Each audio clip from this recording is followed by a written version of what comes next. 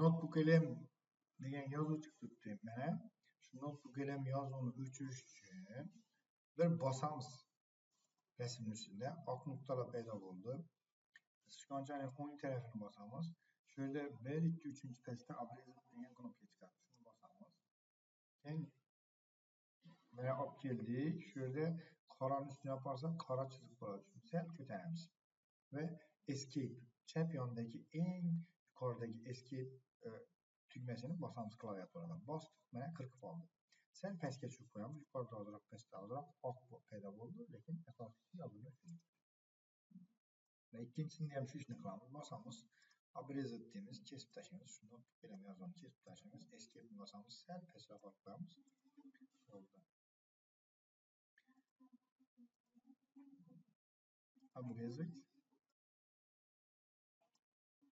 escape ve oldu.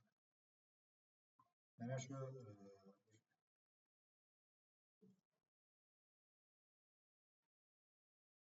Oldu. Hozir endi faylni formatga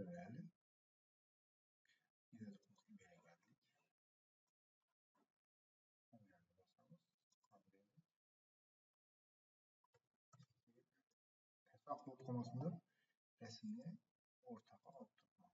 Eng oddiy yo'li hozirgi mana berilgan prezentatsiyada shunday yechim bor. Boshqalarida bu ishlim yo'qmi bilmayman. Chunki notebooklarning yonida yozuv bo'lishi mumkin, belgi bo'lishi mumkin. Mana to'g'ri ishlaysiz kerak. Agar yozuv belgi bo'lsa, boshqa ishlarni qilsa bo'ladi.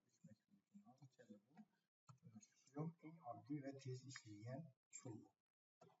Mana bo'ldi. Endi qarasak bormi notebooklar? Yo'q, yo'q, yo'q, yo'q.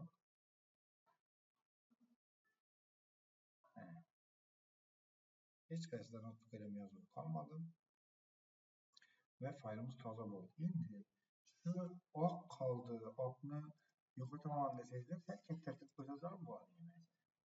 Oq qolmasin desangizlar, mana rasmni sal kattalatib qo'yasizlar.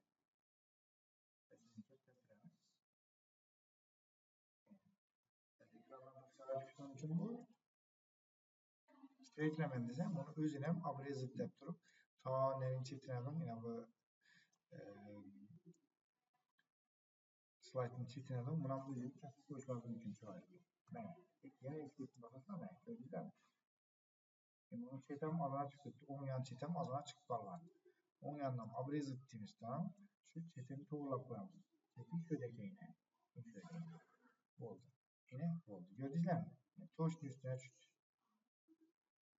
Past ustida oqam qolmadi. Agar to'g'rilab chiqaman desangizlar, shunday deb sal kattalatib to'g'rilab chiqsam bo'ladi. Endi masalan, shu rasmda tagida oq qolibdi. To'g'rimi? Tutamiz. Sal kattalattiramiz. Tagida oq yo'q, lekin endi o'ng yon tarafda chiqish bo'ldi. O'ng yonni bosamiz, abrezov deymiz. Bilan olib kelamiz, qaraymiz. Eng chetdagi chegara qayerda? Shu ishora bog'dan bo'lsa, escape deymiz. Yo'q, ozgina qoldi. Ozgina, yana ozgina o'tish kerak. Yana ustidan qo'yib turib, o'ng yonni bosamiz. Abrezov deymizda sal olamiz. Ayni to'shni bor. Ko'rdingizlarmi?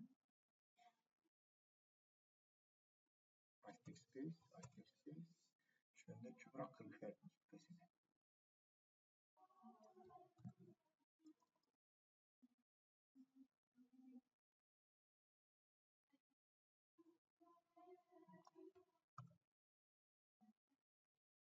Ozgina chiqib turibdi.